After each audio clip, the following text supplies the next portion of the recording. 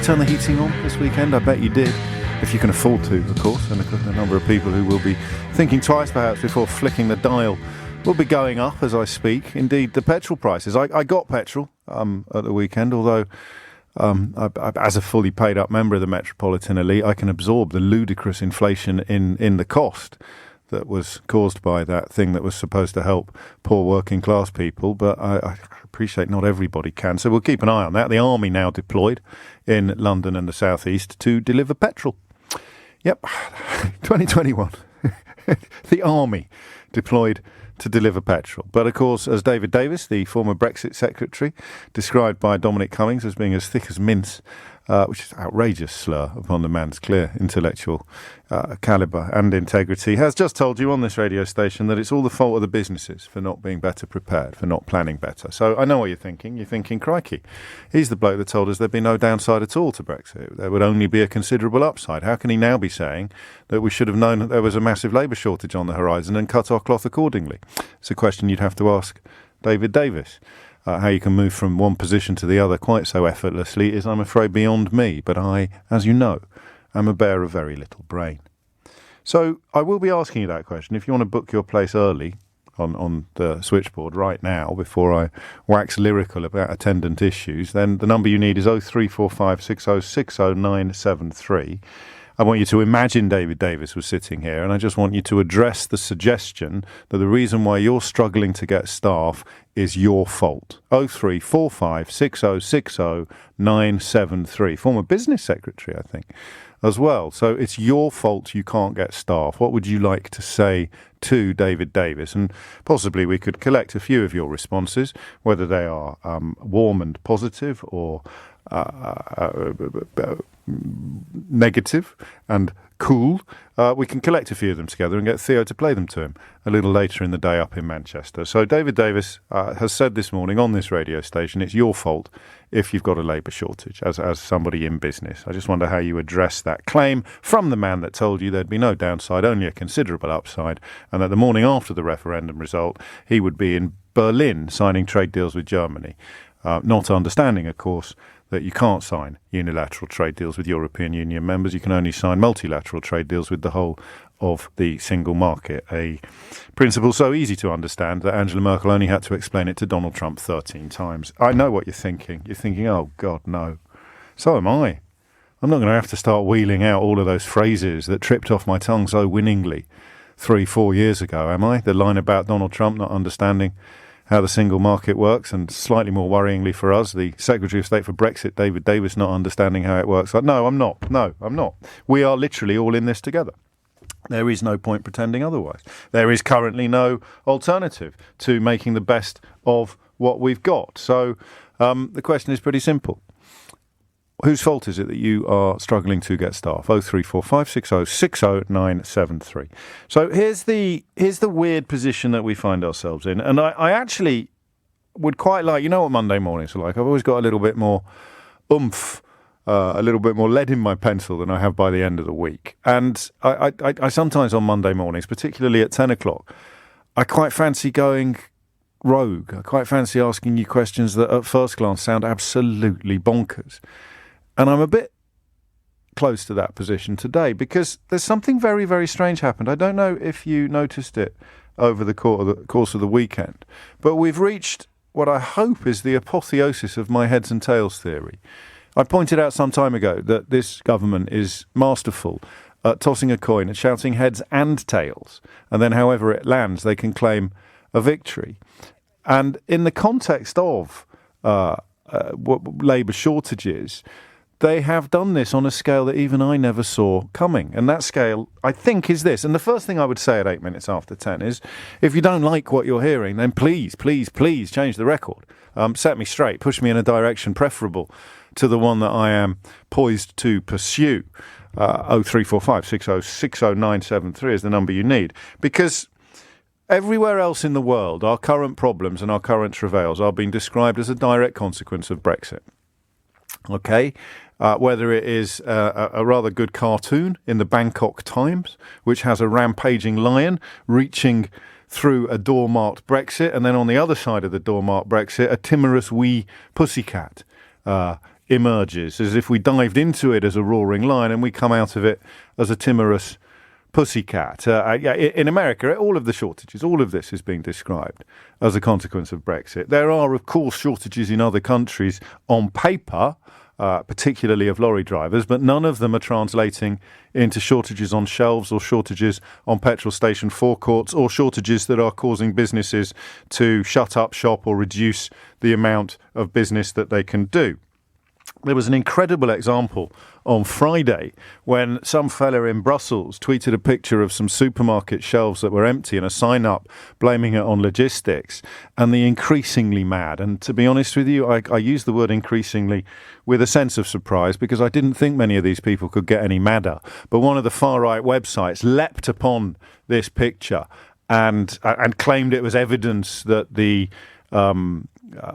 shortages that we're suffering in UK shops were actually being suffered elsewhere in Europe, and therefore it was ridiculous to blame it all on Brexit. So what you need now is you need to press caps lock on your keyboard and shout at the top of your voice, "Explain this, Remainers!"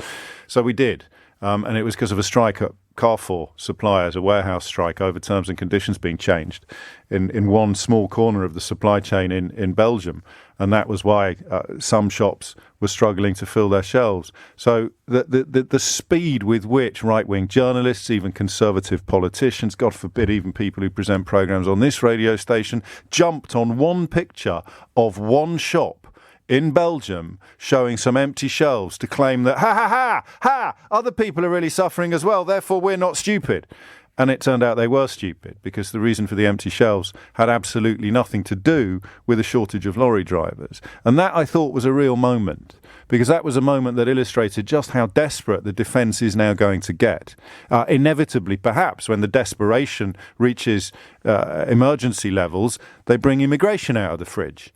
Boris Johnson talking twaddle once again about uncontrolled immigration, a ludicrous phrase and something that never applied in this country. And as you know now, because you were wise enough to listen to this programme for the duration, we were always free to have much more, if you wanted much more stringent immigration criteria in this country as a member of the European Union, you were free to have it, but no government bothered to introduce it because they knew what would happen if they did.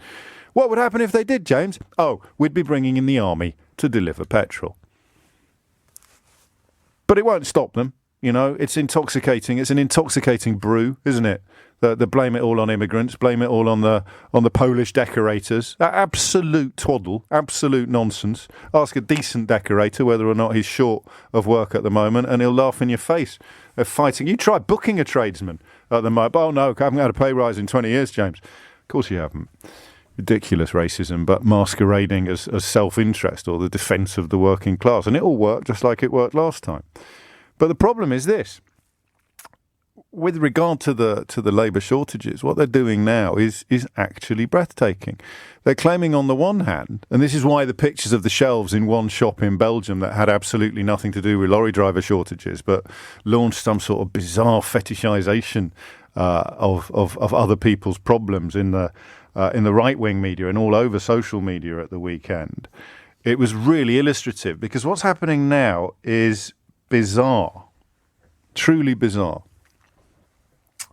What's happening now is that a simultaneous claim is being made that I can't unravel and I need your help. Or maybe we just all have to lie down and accept it, let it wash over us like so much slurry. I don't believe there's a shortage of slurry at the moment, is there? But it's probably next on the list. And this is how I see it. So labour shortages, epic labour shortages, every sector, you name it, care homes, hospitality, haulage, retail, logistics, you just name the sector. There's huge veterinarians, butchers, huge NHS, nurses, doctors, everywhere you go, huge shortages, right?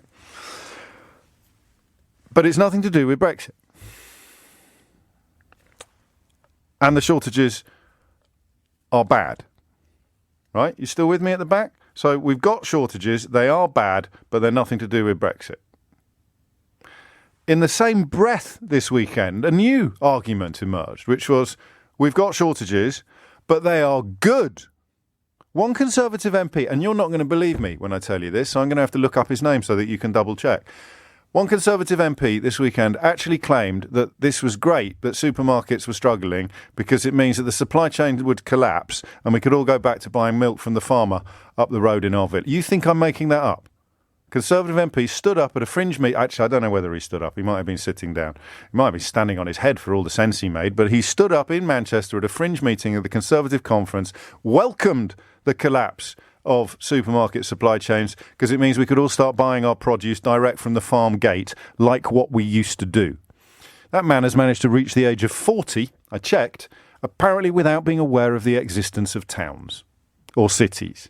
Everybody in Chris Loder's world lives in a place where there's a farm gate within walking distance, because you wouldn't be able to drive there, would you, at the moment? There's a farm gate within walking distance where you can go and buy milk and eggs, still warm from the chicken's bottom. Do not text me to clarify the precise anatomical delivery of eggs from chickens. So what happened this weekend, and that's the lunatic fringe of this theory, the idea that, oh no, supermarkets, they had it coming though. We voted to shut down the supermarkets because we're going to buy all our food direct from the farmer's gate.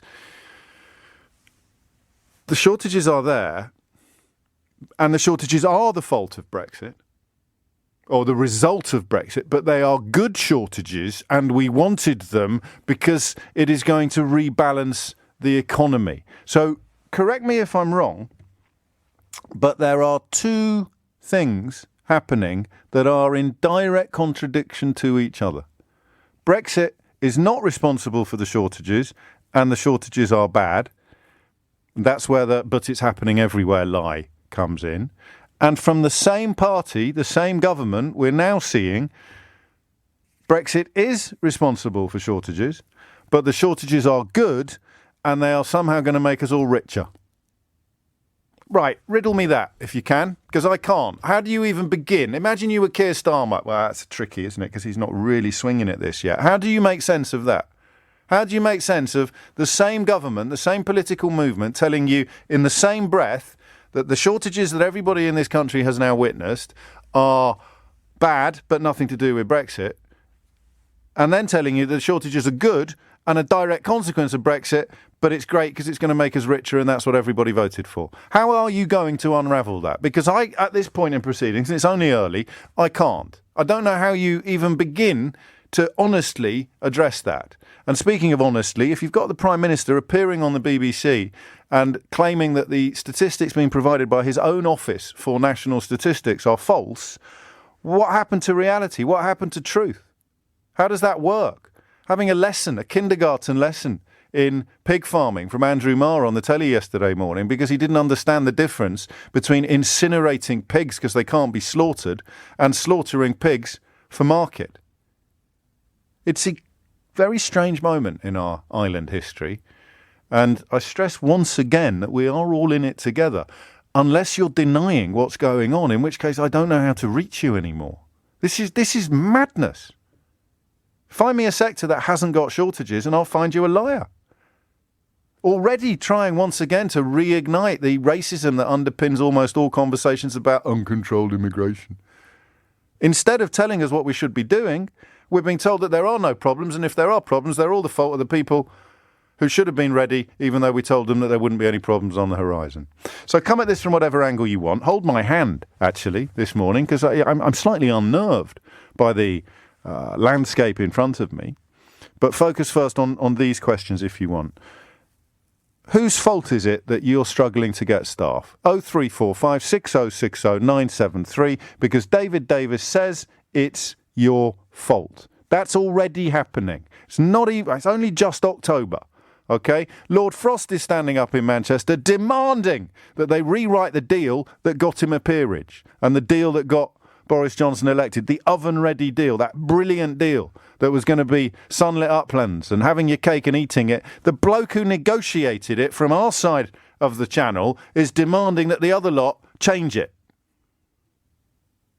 And then we come back to Labour. shortages and jobs. Why are you struggling to get staff? And actually, do you know what? Give me the facts, but have a little moment this morning if you want to give me the feelings as well. However you voted in 2016, how do you feel today about being told by a man who has been both business secretary and Brexit secretary that it's your fault you're struggling to get staff because you should have been better prepared for the sunlit uplands? 0345 6060 973. And then, of course, if you can unravel that curious conundrum of claiming simultaneously that the shortages are bad and nothing to do with Brexit, but they're also good and everything to do with Brexit, then you can do my job for the rest of the week, actually, and I'll give you 52% of my fee. And it's government by Shaggy, isn't it? It wasn't me. It wasn't me. Nothing's their fault. Nothing at all is their fault. Why are there labour shortages? Oh, that's all the fault of businesses. Why are there petrol shortages? Oh, that's all the fault of the customers doing the buying.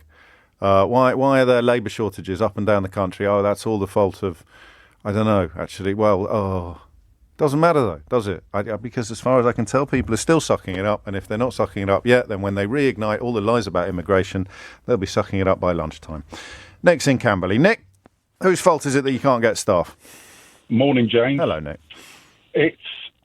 My view is it's a split on two. I own a hotel management company, and we also deal with managing bars on behalf of landlords and bits and pieces. And I would say that 50% of it is down to Brexit. 100%. You know, it's 52. Go on, 52. Play the game. Yeah, go on then. And the other side is the pandemic. Yes. And it's been created by furlough. Go on. How do you mean? Because what's happened is prior to the hospitality industry has always been, hard work, chefs going in. Let's take chefs, for example. Yes. Chefs have been well known for doing 70, 80 hours a week, for however long, right back in the day, even when I started sort of 30 years ago.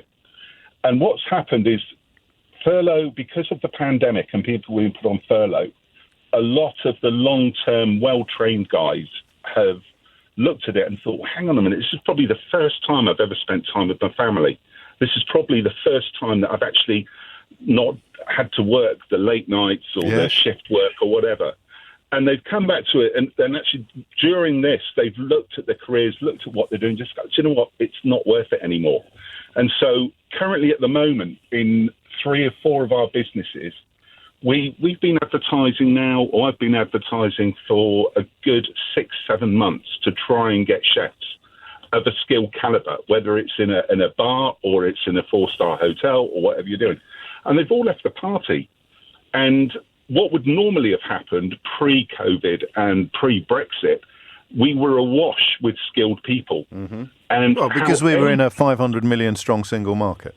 Correct. Yes. And what's happened is, and it's as simple as this, how anyone would have thought leaving the EU wouldn't have created this problem based on the fact in some of our businesses, 70 to 80% of the guys were from Europe, all mixed Europe. We had guys from, Australia, we had guys from New Zealand, all coming over to work, but mainly from Europe. And they're hardworking guys, really, really hardworking guys.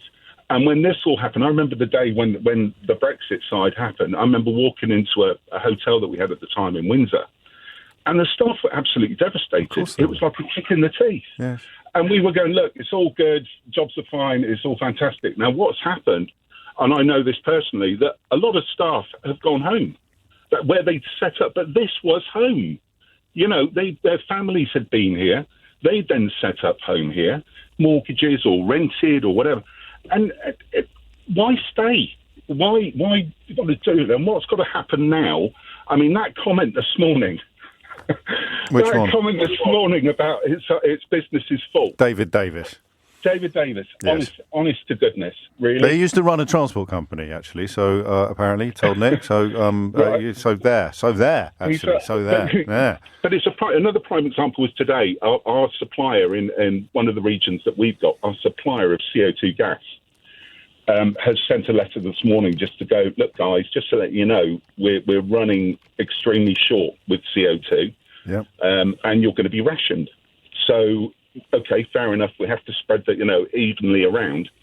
But that affects the pumps, that affects the bars, because the bar has to have CO2 to push beer through it. And so it goes, and so it goes. Can you not use sovereignty to do that? Does that not work? Maybe you need a new pump. Hey, if you recalibrate your pump to work in pounds, shillings, and pence, maybe you can use sovereignty to push the beer through the pumps, and you don't need any of that pesky old CO2 that comes in metric cylinders anyway. James, I'm going to try it. You've just solved it. Thank you very much. Thank you very much. Cha-ching! Invoice in the post. You smile, you laugh, and because you have to. And this programme is dedicated to keeping a smile on our face, even as we accurately and honestly report the reality, rather than the nonsense coming out of David Davis's mouth. But to give him a break, perhaps, could you have been better prepared for this? Not for the staffing, no. Because we, from a staffing point of view, the other side to it, and I hate to say it, is that we've got a small bar down in the West Country, and just to get somebody, we've had the ads going out. We've gone through the usual channels through the internet. We boost the adverts, which cost money. Yes, we want to keep that going, but we don't get anybody applying for them. And when we do, they come along, but it's very hard to keep people, and we are paying well above what we were paying. And this is the point, is that even as you increase your wages, if there are not people there to fill the hole, it doesn't matter. Absolutely. It's an unsustainable economic model. Whether it will be, people will pretend that it's sustainable for long enough to push another political victory over the line, I do not know. But yesterday's claim was, this is all deliberate, it's all part of the plan. You got the one Conservative MP claiming that the supermarkets had it coming because we all want to go back to buying our goods from farm gates, and at the other end you've got people claiming that Nick's suffering at the moment is a short-term price that we all have to pay in order to ensure that we create a high-wage, high-skilled economy, in which case who the hell is going to do the low-skilled jobs? And being a chef, of course, is a high-skilled job. Nick, thank you. So I would say not a warm welcome from the first contributor to the idea that it's the fault of businesses and businessmen and women that they can't get staff at the moment. David Davis, of course, who said on the 10th of October 2016, there will be no downside to Brexit, only a considerable upside, now describing labour shortages as being the fault of businesses. Adrian's in Huntingdon in Cambridgeshire. Adrian, what would you like to say?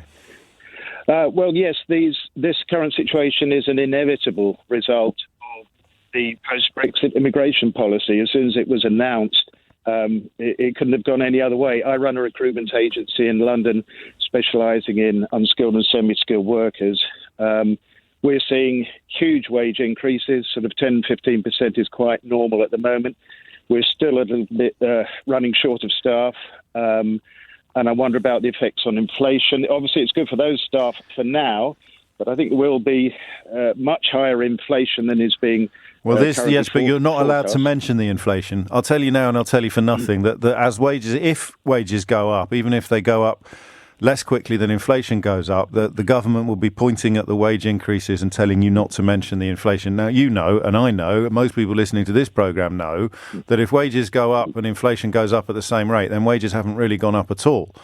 But Brexit was built upon sleight of hand and disingenuousness and outright deceit. So if wages go up and inflation goes up and you don't mention that inflation goes up, you can do a lap of honour claiming that wages have gone up, which is what's going to happen next. I bet you 4 bob. Well, I bet you a tanner. I'm with you there, James. I mean, you like your bath analogies, I know, and we are currently in a situation where the plug is out and the taps have been turned off. We have a shrinking labour pool with an ageing population. But there's one other point I'd like to make, if I may, James, and that is we're seeing amongst our clients that can afford it, and not all can, but amongst the ones that can, they are willing to pay an awful lot more. And as I've said, the wages are going up. But if you look at the public sector increases are minimal. That's a brilliant point. So even if wages do go up in the private sector, doctors, nurses, care workers, the ones in the public sector are going to be measurably worse off because the government refuses to give them a commensurate pay rise. Well, indeed. I mean, we now have people doing light packing work in warehouses for about $26,000 a year. Who's going to be a care worker? Who's going to sweep a hospital floor or be a porter? There's going to be a huge imbalance as well as all the the filleting other of the factors. public sector on the horizon as well. I hadn't thought of that. Thank you. Very briefly, because I'm late for the news, in a sentence, how do you greet David Davis's claim this morning that it's all your fault?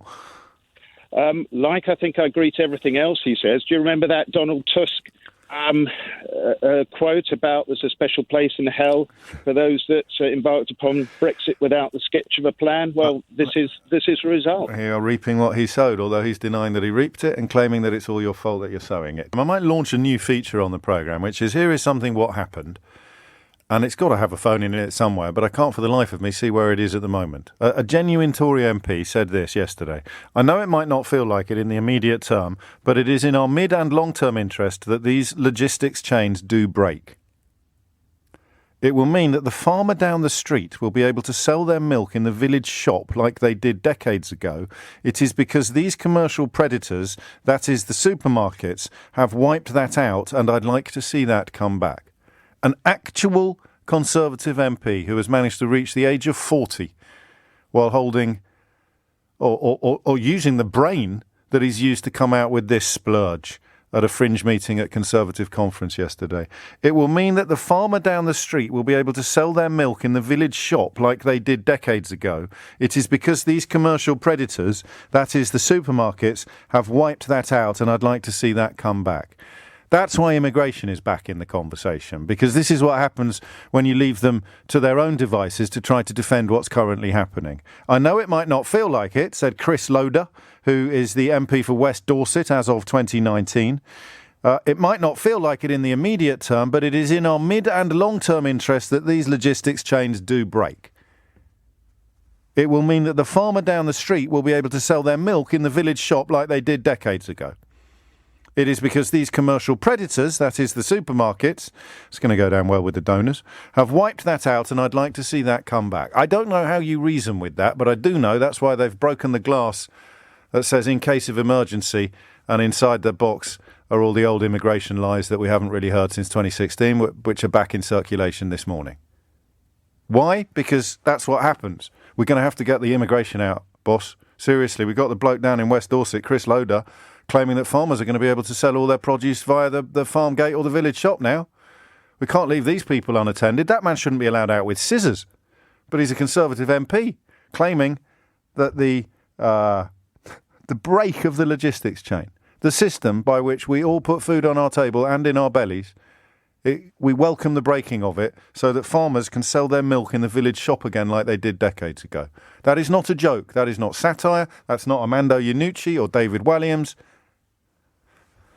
Well, you know what it is. Mark's in Budapest. Mark, what would you like to say? Is it your fault that you're struggling to get staff? I'll tell you how good my memory is. You've got a hairdresser's in the West End of London.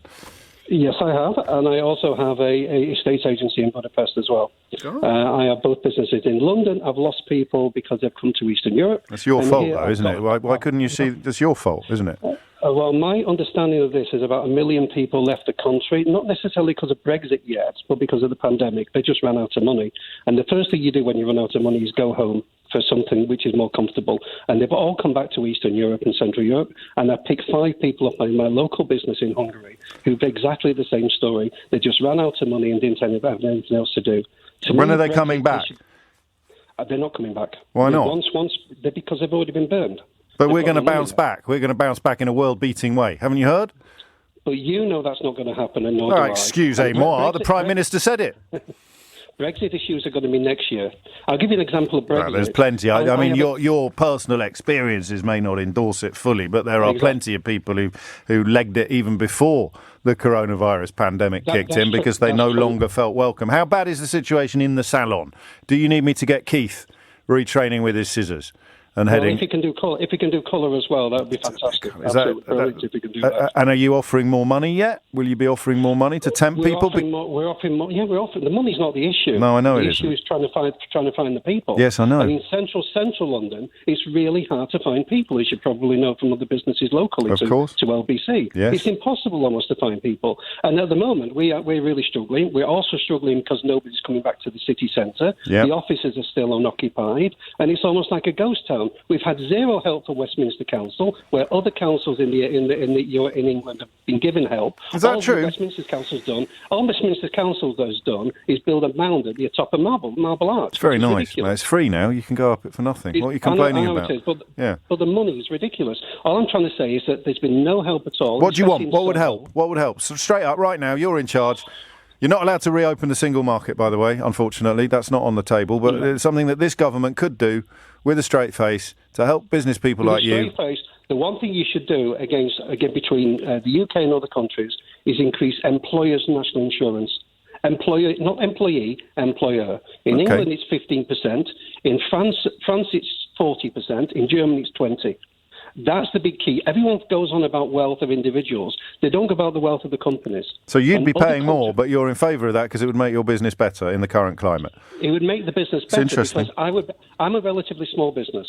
But the big people like Amazon and the Tesco and people like that will pay immensely more money. And that's really where the benefit would come from. You say that, but obviously this government has brought in a national insurance rise for the poorest paid people in the country, and they're about to take £20 a week out of their pocket on the universal credit top-up as well. So they'd probably argue it was swings and roundabouts. On the one hand, you can treat Amazon very favourably and give them more or less a free pass to profiteer to their heart's content. But on the other hand, the lowest paid people in the country are going to be paying more national insurance, Mark. And also, if they're among the 40% of universal credit claimants who are in work, they're about to have £86 a month taken out of the pay packets they've been enjoying for the last 18 months, the last year or so. David Davis says it's all your fault. Meanwhile, one of his colleagues in the Conservative Party says that the collapse of the logistics chain is great. It's going to be brilliant because it will mean, and I quote, that the farmer down the street will be able to sell their milk in the village shop like they did decades ago. I'd remind you, not only is that man permitted to use scissors, he's also a sitting member of Parliament. His name is Chris Loder, and he was elected MP for West Dorset in 2019. Maybe he knows more about this than I do. But from where I'm sitting, that sounds a little bit silly. Joe's in Brentwood. Joe, what would you like to say? Thanks for taking my call. You're very welcome. And thanks for talking about this. My husband's a farmer, and his brothers are farmers in Essex. Oh, yes. Most dairy farmers are down in the West Country. Not every county has dairy farmers, and a lot of them are going bankrupt. That's the reality of farming. Well, they'll be delighted to be able to sell their milk in the local village shop again then, won't they, Joe?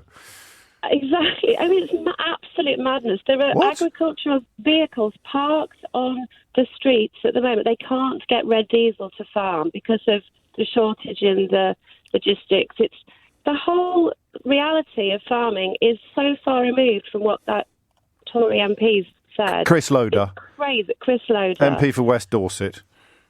You know, there isn't milk on the shelves. Most farmers go bankrupt because they're not going to get subsidies anymore. It's totally I'd forgotten about reality. That. Well, I mean, even when they're... Oh, crikey, the subsidies are going to make a big difference. But I'm thinking about I was reading about fruit farms operating on about 2% of turnover. So the idea that they're going to be able to suddenly pay everyone £50 an hour to pick plums. There's no money to pay. They haven't got the money to pay. Most farmers have to survive by diversification, and that is not in agriculture. That's letting out sheds, doing other things. Glamping. You can't get the staff. There's no labour. But that's your fault. I don't know if you heard David Davis this morning, one of Chris Loder's colleagues. He says it's your fault that you can't get the staff. If you'd planned ahead and got the staff, then you'd be stocking all the village shops. Are there many village shops in Brentwood? No. And the reality is there's nothing... Well, that's probably your fault as well. That's your fault as well. Pay attention. You should have seen it coming and opened a village shop. Well, whoever gave the voice to Brexit to say that all these lies that... I know you've been talking about this a long time. I may have mentioned it occasionally, Joe.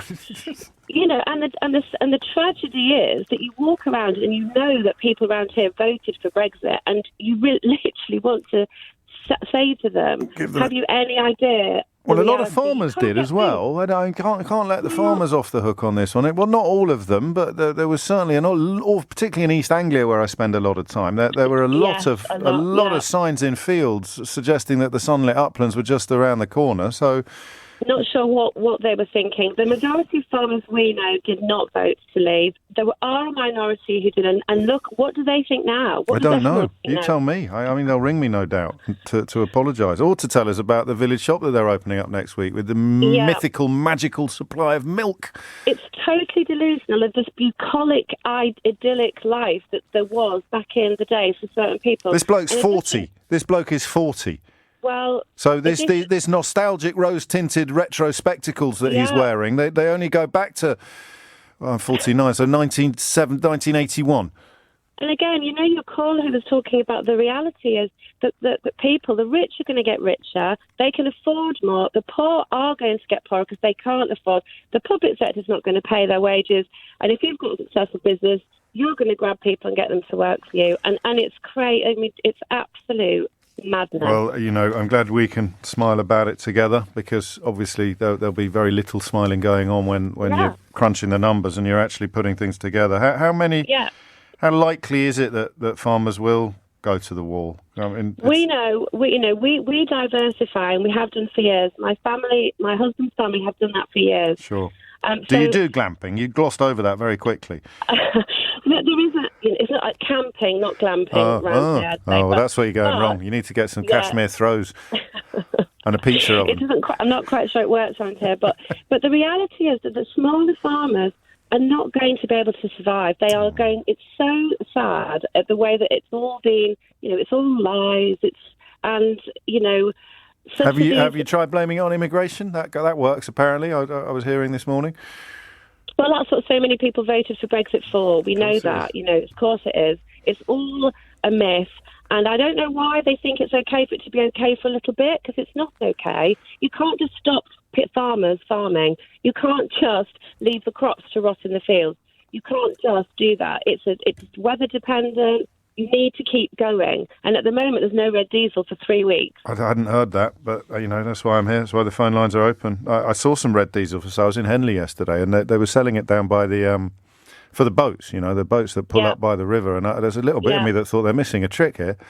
You could have a long queue of Massey Ferguson snaking back to the Angel on the riverbank at Henley and Arden, because even the red diesel isn't getting through at the minute, which of course you're not allowed to use in outside the commercial environments, the farms and the waterways. Joe, I wish you well. I mean it. I will endeavour to keep my dander up when we have these conversations, to keep a smile on my face despite the fact there is very, very little objectively to smile about, because that's what humanity is. We have these conversations with each other. We recognise the inevitability of the problems that we face, and we know who is responsible for them, but we will not serve up an unleavened diet of doom and gloom, neither at the farm gates, in the village shops, nor at the supermarket. We will remain upbeat and we will remain optimistic, because that's the only way we're going to be able to get out of the hole that 52% of the country have dug accidentally.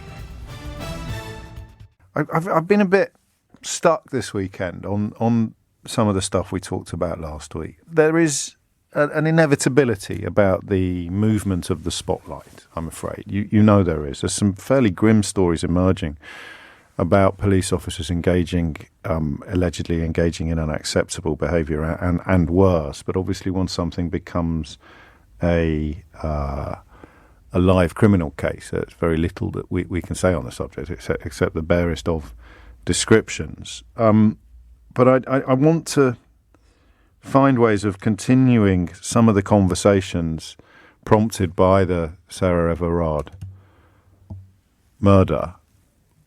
But I'm very conscious of being a bloke. I'm very conscious of being not part of the problem, but certainly not part of the constituency of victims, both potential and actual. And the more we talk about these issues, the clearer it is that it's usually actual and very rarely merely potential. And I've got one idea that we may move on to in the next hour. I was very impressed by Andy Street, who is the Conservative Mayor of Birmingham, simply refusing to participate in a panel that was all male. It was a Department of Culture, Media and Sport panel at the conference in Manchester. And, a simple thing. But I think given that Herberts like Oliver Dowden were standing up on the conference stage pretending to believe that there is a problem with what they persist in calling woke mob or whatever the word is this week, it shows perhaps, and you're now going to bombard me with reasons why I shouldn't give Andy Street any credit for this, but it shows the benefit of having politicians who are not in it for the money or the kudos, and who have had interesting careers outside of politics. 30 years at John Lewis, starting as a graduate trainee and working all the way up to managing director, and then deciding to go into politics not as an MP, but as one of the regional mayors, the mayor of the West Midlands, the mayor of Birmingham. And he has very simply cancelled his slot after finding out that he was part of a male-only panel. And it speaks to a question that's been forming in the back of my mind after last week's conversations, where we deliberately and consciously excluded men from answering some of the questions that we posed in the aftermath of that grim court case and sentencing. But there is a very important question about what we should be doing as men. And I thought this was a really good example, and it frees us up slightly from the political tribalism of the moment, doesn't it? Because this is a Conservative politician withdrawing from a Conservative event at the Conservative conference, even as the recently demoted Oliver Dowden tries to reignite the nonsensical culture war meme that they seem to be pretty close to admitting is all they've got left by way of policy. Although we wait with interest to hear what Rishi Sunak has to say. Should we catch up with Theo just before Rishi Sunak's speech? Get a quick heads up. Theo probably knows what's going to be in it. I'm not going to take the Chancellor live. I will take the Prime Minister live on Wednesday. He's the Mayor of the West Midlands, the Metro Mayor of the West Midlands, not the Mayor of Birmingham. 6 minutes after 11 is the time. He's also expressed concerns about that withdrawal of the £20 uplift in universal credit, telling the I newspaper, which I must recommend to you more often. It's a brilliant newspaper, the I newspaper. Somehow managing to do things that I don't remember any other newspaper doing before. And a proper broad range of views, but also a really neat news operation as well, which does the digests and the longer reads in perfect harmony. And he told the I newspaper, I'm very, very alert to, concerned by, thinking about how we mitigate the effect of this on individual working people and those claiming benefits. And the panel he's pulled out of was a panel about the Commonwealth Games, which are being held in Birmingham next year. 7 minutes after 11. So we may get onto that a little later in the programme. I want to talk about pig farmers. Not just pig farmers, but also you as a consumer of food. I don't know if you saw the Andrew Marr programme yesterday on BBC One, the three quite remarkable things happened. And I speak as someone who is a very reluctant critic of the BBC. I find the cowardice of the BBC in holding this government to account heartbreaking, but also perfectly understandable, because, you know, when they talk about putting the former editor of the Daily Mail in charge of Ofcom, you can understand why the BBC are quite frightened at the moment about what the future might hold. The former editor of the Daily Mail, of course, went after High Court judges in the immediate aftermath of the Brexit vote. And John, when you know, media starts going after judges, or when politicians start going after judges and lawyers, history suggests things could get quite ugly quite quickly. And they're terrified about losing various elements of the licence fee of the charter. So they are, you might say, a little bit reluctant to say boo to a goose. It's why somebody like Emily Maitlis gets consistently coated for simply doing her job. Because if you are pointing out problems caused by whatever it may be, you are apparently biased. You need to also invite Andrea Leadsom on to tell you why there aren't any problems at all, and it's all a figment of your own imagination. Or here is a farmer explaining the reality of the milk supply business at the minute, and here is Chris Loder, a Conservative MP, who welcomes the collapse of the supply chains and the supermarket logistics because he wants to go back to those days when everyone bought their milk either direct from the farmer or from the village shop. And I'll tell you once again that Chris Loder, the Conservative MP for West Dorset, is 40 years old. 40 years old. So the nearest he's ever come to buying his milk from a village shop is watching watching the original version of All Creatures Great and Small. Not even the original version if he's 40, watching the updated version with Sam West in it. So the farming story really intrigues me. The story about pigs that Boris Johnson was asked about yesterday. The three things that happened that were interesting were, first of all, Andrew Marr saying to the Prime Minister, I'm sorry, that's not true. You said something that isn't true. I've dreamt of the day when BBC presenters started to do that. I've written about it at length, and I was beginning to wonder whether it would actually happen. So Johnson makes claims about wage rises that are at direct odds with the Office for National Statistics, which is the government's own statistical supplier. Johnson, of course, just carried on regardless and said, no, the numbers completely support what I'm saying, when Andrew Marr had essentially provided the numbers. One of my more recent catchphrases, that's not an opinion, it's counting, would have applied. But he carried on through that quite breezily. So not only the denial of the official statistics provided by his own supplier of statistics, the Office for National Statistics, the BBC presenter finally finding the mettle to say to a senior politician, a senior government member, in this case the most senior of all, you have said something that is not true. There's two things there, the statistics and the journalism. But then the stuff about pigs and the remarkable attempt by Boris Johnson to do two things. The first thing he tried to do was claim that the imminent cull of pigs that will be incinerated on farms because of breakdowns in logistics. You remember logistics, the thing that the MP for West Dorset doesn't like? Breakdown in logistics means that farmers, amazingly enough, won't be able to sell their pork at the local village shop. They will have to destroy the carcasses rather than taking them to market, because of a shortage of abattoir space and butchers and I presume CO2 as well. And I think the pigs now, because of delays in the logistics, in the logistical chain, they've become too big to slaughter in the traditional fashion. So it is a kind of cavalcade of catastrophe for pig farmers. Too big to maintain the welfare standards. Literally, the pigs won't fit into the system. I don't know whether the MP for West Dorset has got a plan on how the farmers might be able to deal with this and why it's actually good news because of all of those profiteering supermarkets selling bacon and gammon, actually. I think it's quite a timely moment to mention gammon and sausages and all that kind of thing. Perhaps he's got a big idea about why this should actually be welcomed. I can't see it myself, but the pens are now too small for some of these animals. Hopefully a cull will be avoided. But Johnson, first of all, tried to argue that this wasn't a big deal at all because the pigs were going to be killed anyway. So the argument here, a farmer says, I've got 100 pigs, I can't slaughter them and sell them, so I'm going to have to just destroy them and bury them in a big hole. And Johnson says, well, that's no problem at all because you would have had to kill them anyway to make sausages. And that's the kind of stuff he's been allowed to get away with for years, which, as you know, because you listen to this programme, whether you find yourself nodding along with the descriptions of reality or whether you're still screaming your denial of them, you've heard this pointed out a million times. This is what he does. That didn't work. Once again, Andrew Marr found some previously absent cojones and gave him a little lesson in what was actually happening. And if you saw his face at the time, I don't think he knew.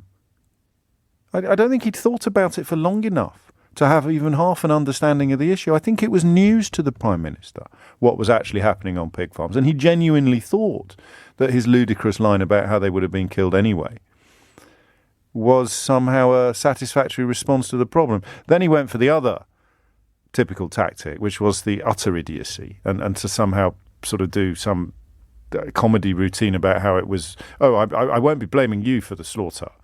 It was really interesting. But I've got questions for you. Questions about politics, questions, believe it or not, about vegetarianism, questions about ethics, and questions about moral philosophy. I told you it's Monday, didn't I? I always get a little bit previous on a Monday. But have a little listen to the interview yourself. This is essentially a BBC journalist having to explain to the Prime Minister what was happening in the country that the Prime Minister ostensibly runs. So it's very straightforward. The farmer grows the pig, which then goes to an abattoir and is killed and sold for food. And that is how the farmer makes his income. What we're talking about is the pigs being too big and unwanted because they haven't got abattoirs to kill them, and they're being killed on the farm and then simply incinerated. It's totally different. Right. And I'm asking whether you have an answer in the short term to that problem. And you don't have an answer. Happy days, or at least hallelujah. So morally, I see the commercial problem for animals. There's about over 100,000 that could be killed and incinerated on site and not supplied to supermarkets. You can work out the attendant problems on that. There could be a gammon shortage for Christmas, which would be an absolute disaster. But equally, food shortages could be further exacerbated. I'd quite like to look at the moral side of it as well. So I think this is awful, but the circumstances in which a pig is killed is the moral dimension to this. And I'm almost giving Johnson 48% of the benefit of the doubt. He obviously didn't know what he was talking about. But as a vegetarian or a vegan, when you hear a conversation like this, do you actually find yourself thinking that we're rearranging the deck chairs on the Titanic? So it was my second reaction. My first reaction was, oh, for all that's holy, would you please just get a grip on one element of the catastrophes that you're unleashing on our country? Just one. Even if it's the pig farmers and you're going to forget about the petrol or the lorry drivers. Or two thoughts, actually. I'd love to know how soldiers feel about being drafted to drive petrol tankers. We may get onto that a little later. But on this one, I know it's an odd question, but it just fascinates me. As a hypocritical meat eater, somebody who knows it's wrong but isn't ready yet, either intellectually or morally, to make the big change. How do you hear these stories? If you are a pig farmer, please give us a call and tell us about the reality of your situation. That's much more important than my little philosophical exercise. 0345 6060973. But when Boris Johnson said, I hate to break it to you, but I am afraid our food processing industry does not involve the killing of a lot of animals. I think your viewers need to understand that. Patronising, disingenuous, ignorant, all of the usual. But, it does. So what are we actually getting upset about? We're getting upset about the fact that animals are going to be killed and we don't get to eat them. But they get killed all the time so that we can eat them. I can see a moral dilemma here. I'm not sure I'm articulating it perfectly, but you can ring in and respond. I am upset about it, but as a meat eater, yeah, there we go. Let's do one of those Is James a Hypocrite hours. So I think this is outrageous, but morally I can't quite feel like there it is. So I would say, well, no, this would be fine if I could eat them, but I can't, therefore it's outrageous. Does that reach your ears as hypocritical, or can you salve my conflicted conscience? Many thanks to everyone who's pointed out that Boris Johnson's attitude to pigs is perhaps preferable to David Cameron's. I'll leave you to join the dots on that one. This is, after all, a family programme. But I am interested in I don't know whether you saw the interview or not. I presume you were listening to LBC. I generally catch up with clips in the course of the day, and this was a remarkable one, where Johnson tried almost everything to evade responsibility for the problems that the pig farming industry is facing, the pig farmers are facing. And I just came away with this weird sense of conflict, personal conflict, about this is absolutely awful, but why would it be better if I was eating them? Discuss. Tim's in Warwick. Tim, what would you like to say? Hello. I just want to say I'm a vegan, so I find the debate quite ridiculous, yes, as you can imagine. Well, I can imagine, but I'm not 100% sure why. I mean, an awful lot of vegetarians, I know vegans tend to be a little bit more robust in their views, would be outraged by the waste of food, particularly in the current climate, for economic as much as ethical reasons. Well, I personally don't see sentient beings as food, so I wouldn't. No, but the massive majority of people who eat food do. Yeah, but yeah. I mean, so we'll agree to call it food because people eat it. Yeah, okay.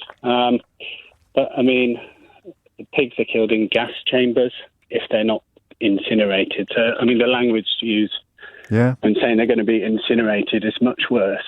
And that's what the CO2 shortage is about in the pig industry, because they're killed in CO2 gas chambers. Yes. So it's no better, fortunately. No. So when Boris Johnson said they get killed anyway, I thought, well, at least someone said it. He didn't mean it, as you well know. He didn't quite mean it like that. He was, I think, unclear about exactly what the details were, because his face, he went full goldfish when Andrew Marr explained it to him. But you represent the position. I was just happy to hear it said. I mean, you are what I was clumsily trying to articulate, of the view that it is I think deck chairs on the Titanic almost works as an explanation. It's like we're arguing the toss over something that is morally wrong in both cases. Yeah. But I mean, the fact that they're saying now the pigs are too big to fit through the system, what does that say about the welfare they're in now? If they get slightly bigger, then they physically can't move. And I've been to these places and I've seen it. And they are, you never see a pig in a field. They're all in. Well, I mean, yes. I mean, you're both right and wrong. There'll be plenty of people listening who have seen pigs in fields. You should bomb up the M4 and you see loads.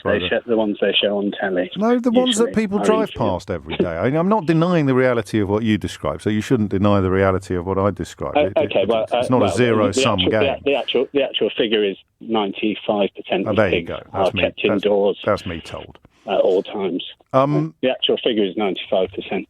In the country you inhabit, the society of which you are a part,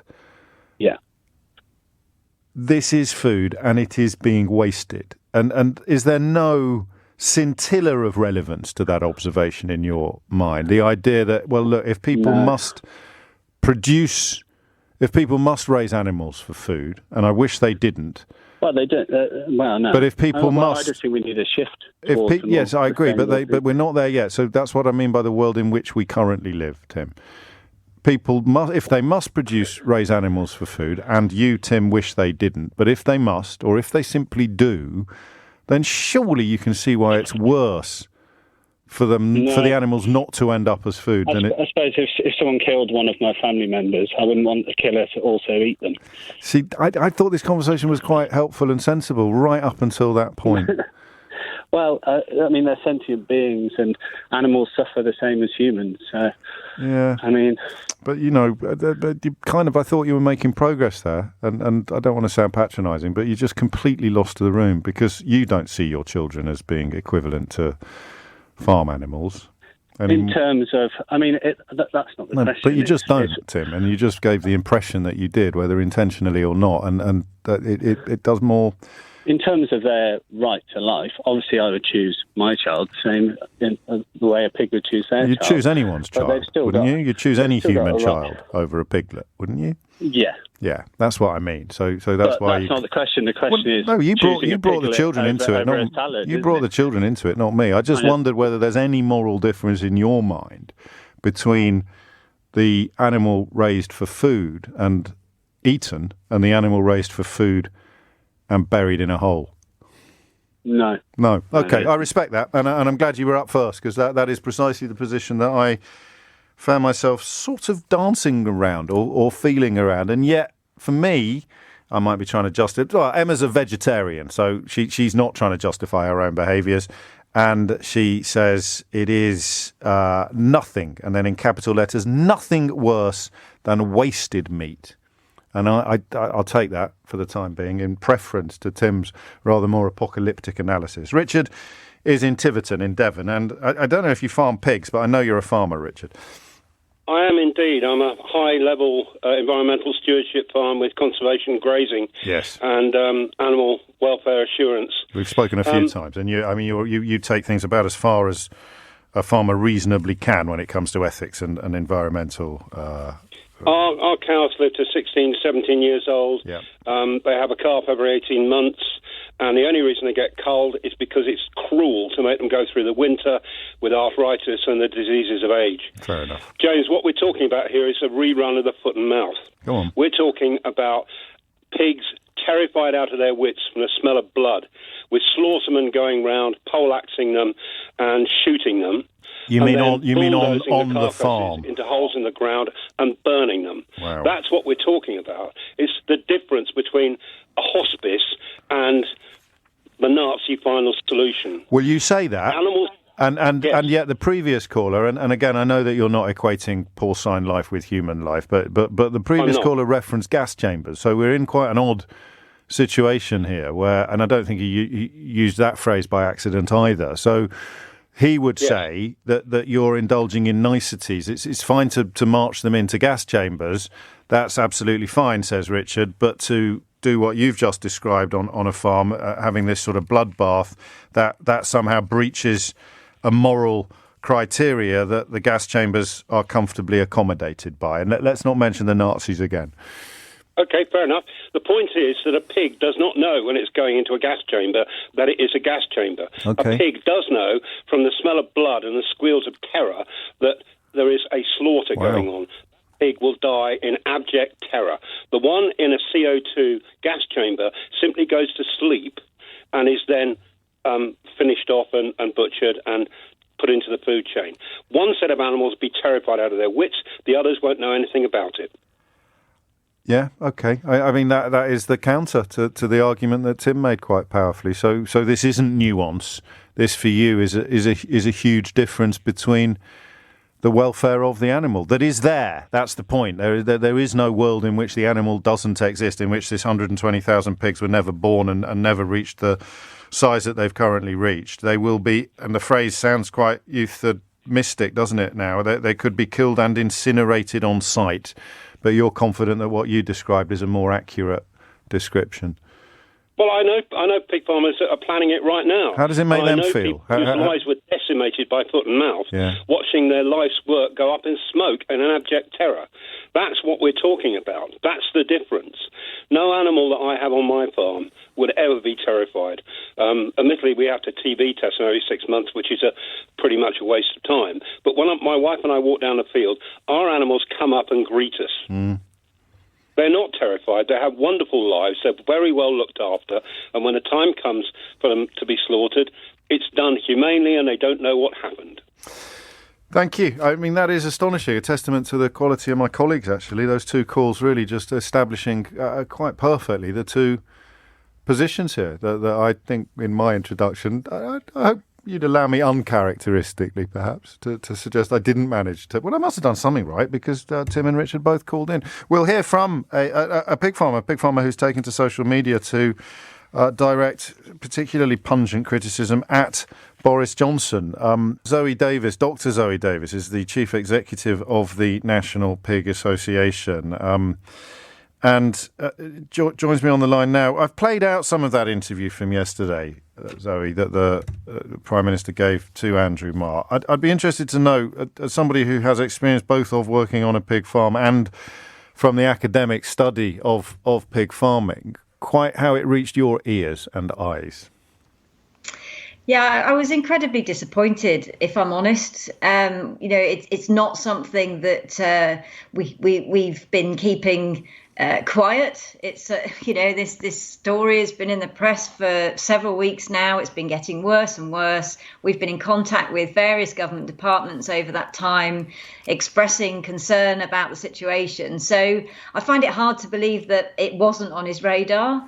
But he did seem particularly unsighted and wrong-footed by the questioning from Andrew Marr. That's interesting. Yes. So you. I mean, one never knows for sure which card he's playing, this particular Prime Minister. But you took away the idea that he genuinely needed the sort of thumbnail lesson from Andrew Marr in what was actually happening and why suggesting that these pigs would have died anyway was an utterly inadequate response.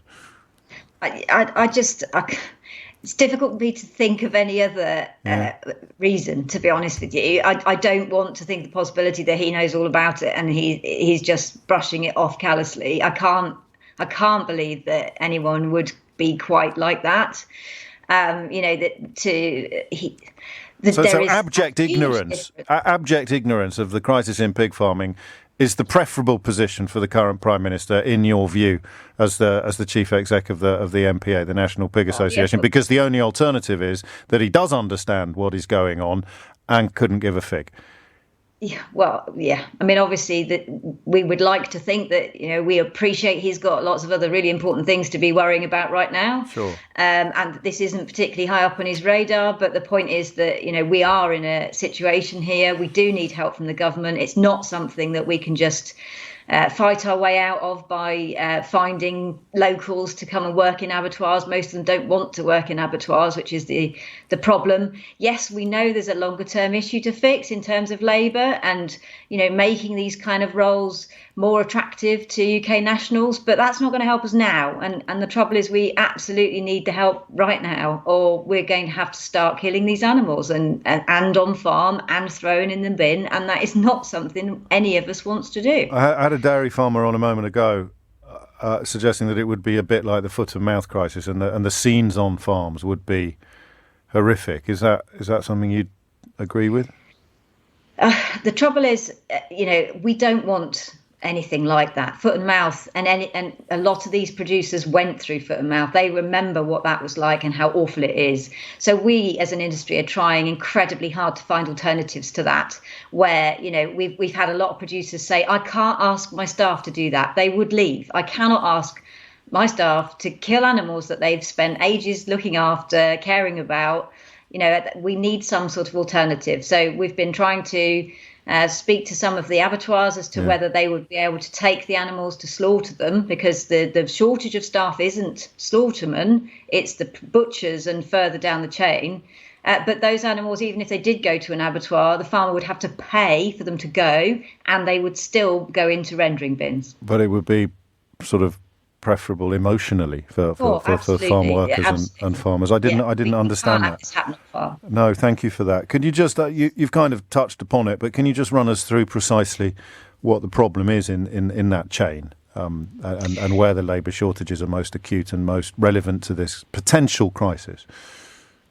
Yeah, so as I've said, it's not something that a lot of people want to do, work in an abattoir, particularly, this is in the butchery area and beyond, so packing. It's very menial work, it's on a line, and half the reason we've got so reliant on Eastern Europeans is because we couldn't find people in the UK willing to do that work. Yes, part of it was pay, but over the last few months, that pay has increased massively, and they still can't find locals that are wanting to come and work in the plant. So it's not merely about low wages, which is something that gets bandied about quite a lot. So the Eastern Europeans have gone home for whatever reason, and most of the abattoirs are saying that they're down between 15 to 20% in terms of labour. And that is why the log jam has occurred, or the bottleneck has occurred. What's the best case scenario, Zoe? Final question. How might things unfold in a way that would be the least bad? Because I don't think there's a good outcome at this point, is there? But what would be the least bad? Yeah, so, we are still desperately needing people. If we can get people in to those plants, they can operate normally and function properly and take the pigs that they're contracted to take. And if we can do that, then we can get the backlog down. Now, there are two ways that the government can help with that. One is the 12-month recovery visas that everybody's been talking about.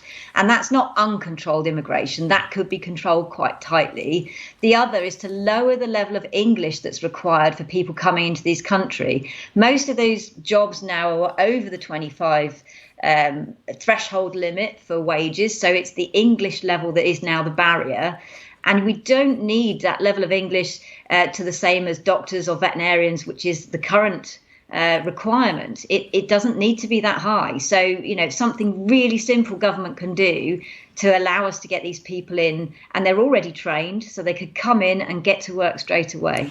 And in the short term, this figure of 120,000 farm animals that could be killed and incinerated on site, how many of them might be saved realistically? So if we could start moving those animals, then it relieves the pressure on space, because this is all about space. They run out of space, which is why they need to enter a welfare cull. So how soon would you need to see action? How soon would you need to see people arriving? Imminently. Like I mean, there are pigs moving. There are pigs moving now. Right. It's just a hugely reduced number to what needs to be going. So if we can get that number increased, if we can get those back up to contract numbers, then very quickly we'll start to see the pressure being eased on farms. You saw how long it took for the Road Haulage Association to have their warnings heeded. How much confidence have you got that yours might be acted upon a little quicker? Well, we've already been talking to government about this for months. How many months? When did you send up the flares? we were talking about labour issues back in 2018 when EFRA was looking at different inquiries in terms of the long-term labour situation. So obviously it was completely exacerbated by COVID, which nobody could have seen coming. So the question and discussion's been continuing all the time. It's just elevated in the last few months, certainly since the last backlog we had, which was caused by COVID last autumn. David Davis suggested this morning, former business secretary, former Brexit secretary, that some of the labour shortages are the fault of businesses for not being better prepared. Yes, but who could have prepared for COVID? People were preparing for Brexit, and it is interesting that David Davis says that the business wasn't prepared, because I'm pretty sure the government wasn't prepared either for Brexit. So those two things combined have led to the perfect storm that we've got today. Well, and in my view, it's not just up to industry to sort it. The government has a role to play. Zoe Davis, Dr. Zoe Davis, Chief Executive of the National Pig Association. Many thanks indeed. And everybody listening, I presume, even Tim in Warwick, who made a strong case for the moral equivalence of slaughter versus cull, would want this to ease and improve as quickly as possible. 11:42 is the time. Teresa is in Maidenhead. Teresa, what would you like to say? Oh, hi, James. Thanks for having me on. You're very welcome. I just wanted to say, speaking as somebody who became a vegan specifically because of the climate crisis. Oh, yes. Nearly 2 years ago, I've got a lot of sympathy for farmers. And I think, they're in a really difficult situation because of the food system that we're all caught up in that is going to be really painful. It was sort of an inevitable consequence of how painful it is to transition away from it. And I totally agree with the lady who texted in that saying, food waste is dreadful. So the resources that have gone into producing those pigs is now going to be totally wasted. The farmers are not going to get the income from them.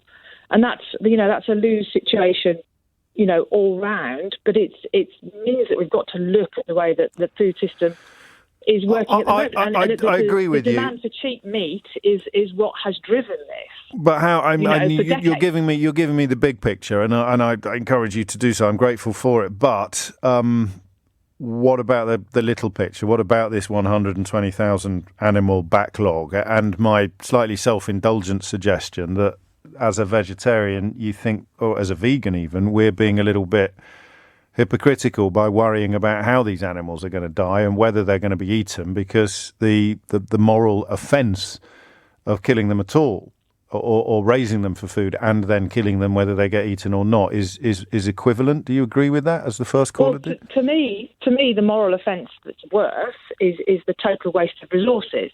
Because I became a vegan, I do care about animal welfare, absolutely, but I wouldn't equate them to being equally priority in terms of sentient beings to humans, like your first caller was tending to do. Much more for me, it's about the impact on the planet and the waste of resources. So it's really offensive, the thought that those pigs are going to be culled and not used, especially if that means that, in future, more pigs are going to be bred to take the place of the ones that have just been wasted.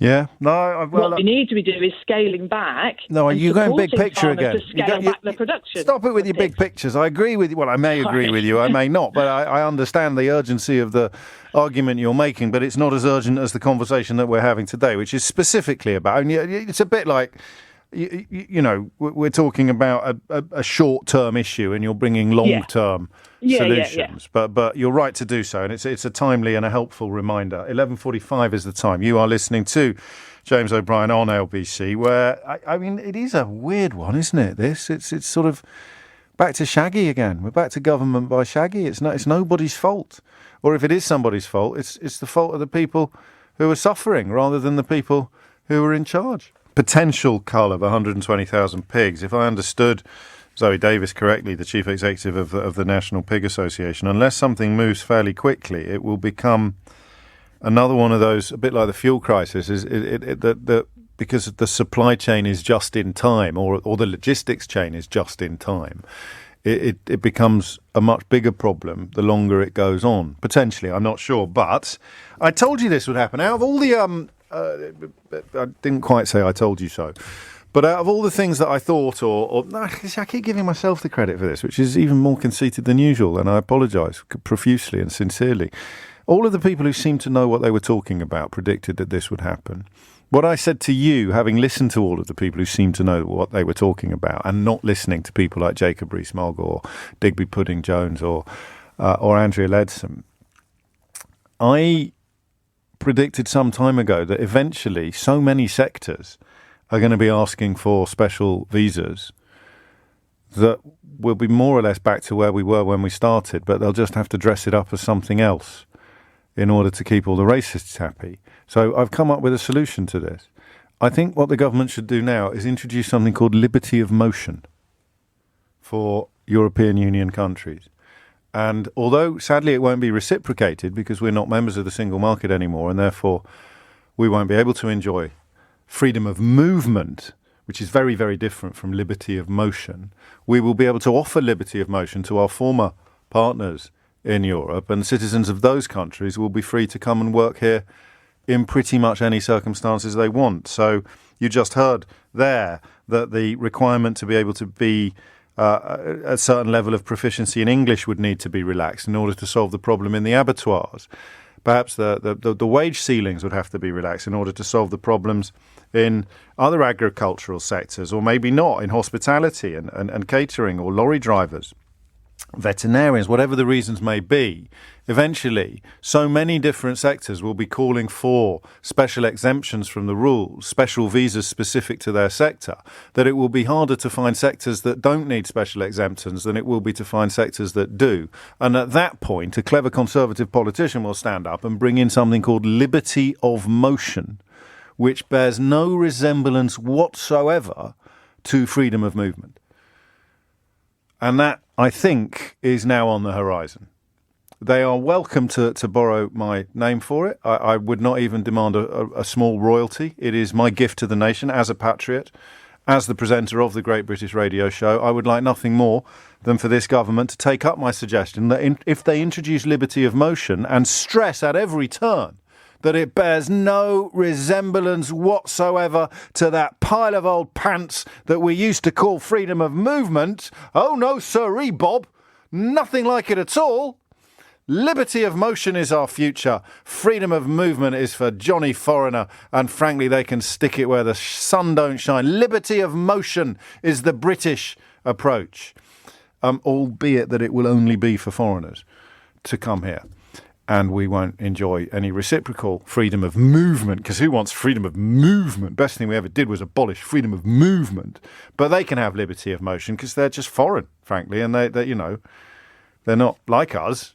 So we won't have any of it. We won't have liberty of motion or freedom of movement because, frankly, we don't need it. Rule Britannia. Britannia waives the rules. But liberty of motion for all European Union citizens so that we can begin to fill up the holes everywhere from driving petrol tankers to packing gammon steaks in meat processing plants. I'm telling you now, and I'm telling you straight. Liberty of motion is the future. Mike's in Beverley in East Yorkshire. Mike, what made you pick up the phone? Hi, James. Hello, It's Brexit causing a bit of a moral dilemma, and freedom of movement of pigeons is where I'm coming from. Oh, go on. Well, when Brexit came in, basically, I shoot many thousands of pigeons and rabbits a year for crop protection. Oh. And every one of them was exported to the Low Countries or France. When Brexit came in, of course, we're a third country, so every carcass needed certification. Every single carcass? Yeah. Oh, my days. So I knew that, but I'd never thought of it in the context of tiny little carcasses. Well, that's right. So you've got a pigeon that's worth 50 pence to export. You can't afford to employ a vet to certify it. So the moral bit came in that it was very difficult for myself and the other lads that do this job to kill things when they weren't going into the food chain. It just felt so wrong. Oh, this is the pig farmer scenario in microcosm, isn't it? Absolutely, because you thought, great, well, go and shoot 100 pigeons, somebody will eat those 100 pigeons, the crops are protected, and it didn't feel a problem. But when you were shooting them and leaving them in the field to rot, it felt absolutely awful, James. The crops still had to be protected. Of course. So you've got no choice, so what are you doing? What did you decide to do? Well, if you don't mind me asking. We've continued to shoot and we've tried to sell them locally. We've developed a bit of a market for selling them to people who keep peregrine falcons, etc. It's a bit niche, that, isn't it, Mike? So it is very niche. But the other thing is all the dealers who used to export have gone out of business. These are the stories that even I'm not reporting yet, and I think I'm doing more than most of the British media. So that was I think something similar I read about with shellfish, actually, particular types of shellfish that only get eaten in southern Europe, but oddly we produce loads of them in this bit of Europe. So, I mean, listen, I'm not being... So how's your livelihood been affected, briefly? Are you still shooting them? It's only part-time, so it's not... So it's a hobby and a sideline? It's a sort of money-making sideline. I would get $5,000 a year out of it. Oh, okay. So you get paid by the farmer, do you? And then you also get paid for the meat? Or... No, I could make a profit on the meat. Right. So you've got more for the meat than your cartridges cost, and the farmers... Yeah. We're generous in terms of a bag of potatoes and a bit of fertiliser. Is there, I mean, how hard would it be? I mean, I wonder whether, I know this isn't what anybody voted for, although probably that MP down in West Dorset did. He wants to go back to the days where we're not eating pork because we can't. It's all been buried in a hole. Instead, we're going to start eating pigeons and rabbits again. I mean, we used to. Where are the pigeons? Who eats pigeons? Very few people these days. I can sell so many privately, but people generally... No, I mean overseas. What was your market for pigeons before? Oh, it was unlimited in France. Was it? The French eat a lot of pigeon, do they? Yeah, they were paying €8 a bird for a plucked pigeon, or €28 a kilo for the meat. Really? Yeah, it was a delicacy in France, and well, it still is. They're just not taking it from us anymore because, as you say, the cost of certificating it with a vet would be prohibitive. And rabbits, I've eaten rabbits in Spain and I've eaten rabbits in France, haven't I? That's another European delicacy. Yes, it's a European delicacy, and you can sell a few in England, but people generally... Well, just sit tight, and there'll be nothing else left, and you'll be quids in, Mike. You'll be the pigeon king of Beverley. Yeah, I'm not worried about the turkey issue at Christmas because I'll have plenty of pigeons. How many pigeons would you need to make up for a turkey? About 15. Just keep your sense of humour. That's a brilliant illustration. That's why I love my job. Who would have thought of speaking to a fella that's been exporting pigeons and rabbits to continental Europe for years in order to get an idea of what the moral dilemma and he's right, actually. I'm stepping back from the accusation of hypocrisy. I'm not. He's dead right. If you're going out to kill a pigeon and no one's going to eat it, that is a different emotional and moral transaction with yourself and with the pigeon than it would be if it was just going to lie rotting in a field. I'm with Mike on that. And although we ended on a chuckle, that was a fairly poignant tale, actually, and another example of something that's been completely banjaxed for no visible reason, except, of course, that everybody knew what they were voting for. Honestly, you wait for one, Mike. You wait weeks for one, Mike, and then two come along at once. This one's in Widnes. Mike, what would you like to say? Hi, James. How are you doing? Very well, Mike. What's on your mind? I'm a time-served butcher, and I was a licensed slaughterman in my formative years. I'm now actually an ethical vegan. I don't touch meat whatsoever. You've gone from slaughterman to vegan? Yeah. Wow. It was a very long time ago when I was a butcher and slaughterman, but I am a vegan nowadays. But for me, I mean, it's wrong that we're going to destroy all these pigs and everything, but for me, the moral story is we shouldn't have been breeding them in the first place for what we wanted to do. Yeah. But my issue actually now lies with in the actual jobs market itself, because having worked in the industry, I don't work in it anymore. I was very poorly paid, as most butchers are, because we work in retail. Slaughterman was a horrendous job. Nobody wants to do it, as repeated before. But all of this has now come home to roost because we've been so reliant on cheap labour coming in from Europe. Now that's suddenly been cut off. We're basically up a creek without a paddle. Yeah. Well, it's not cheap anymore either, as the woman from the Pig Association told us. The money is not really the issue. It's the fact that nobody wants to do it at any price at the moment. So it's going to be interesting. Yeah, there isn't, but the money's still not fantastic. You know, I mean, people say, oh, the money's improved. but it's not fantastic. I mean, I still know people that work within the butcher industry and all that rest of it. And most retail, because it's classed as retail most of the time, even though it's a skilled job. But you know, listen, this isn't a bridge that either of us want to die on, but it's only a small part of the argument, this foreign people who do the work for less. Because every single stage of the pricing process is determined by how much it costs to get the meat into the shops. So you could equally well argue that the consumer's insistence on cheap food is responsible for what we've created over the last 20 years. The problem is, and I know you don't mean to do this, but when this sort of rhetoric falls into the hands of right-wing, largely racist liars, it sounds as if it's all the fault of people paying peanuts to foreign workers. In fact, it's the fault of people like you and me, well, not you anymore, but me, comparing the price of the bacon in the shop and buying the one that's cheapest. Yeah, exactly. And I think there's this whole thing now, I think people have got to realise there has to be a seismic change in regards to the way we look at how we buy stuff, where it comes from, and how much we're willing to pay for it. And that's the problem we've got at the moment. Since I've turned vegan, my food bill has actually gone up. Has it? Because most of the vegan food is actually more expensive, would you believe, than... No, I wouldn't believe that. I would have thought if you were living more or less on vegetables and pulses, that you'd be saving money.